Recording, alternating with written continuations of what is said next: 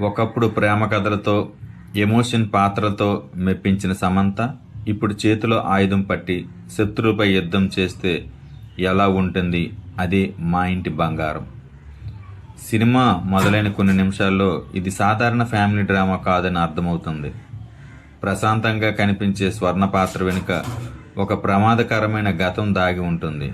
ఆ రహస్యం బయటపడే కొద్దీ కథ మరింత ఆసక్తికరంగా మారుతుంది.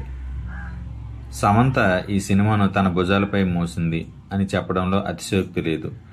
ఎమోషన్ సీన్స్లోనూ, యాక్షన్ బ్లాక్స్లోనూ ఆమె పెర్ఫార్మెన్స్ ప్రేక్షకులకు ఆకట్టుకుంటుంది. చాలా రివ్యూలలో కూడా ఆమె నటనే సినిమాకి ప్రధాన బలంగా పేర్కొన్నారు. First half comedy, family emotions బాగా వర్కౌట్ అయ్యాయి. ఇంటర్వెల్ ట్విస్ట్ మంచి హైప్ క్రియేట్ చేస్తుంది. అయితే సెకండ్ హాఫ్లో కథ కొంత ఊహించదగినదిగా అనిపిస్తుంది. ఈ cinema plus point Samantha screen presence, action sequence, background score, family emotions. ఈ సినిమా మైనస్ పాయింట్ కొంత predictable story, second half lag. Samantha ఫ్యాన్స్కు ఇది పండగ లాంటి సినిమా.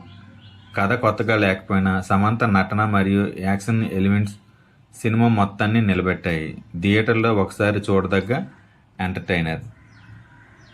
నా రేటింగు 3.5. బాక్సాఫీస్ వద్ద ఈ సినిమా 65 కోట్ల పైగా వసూలు సాధించి మంచి రన్ కొనసాగిస్తుంది.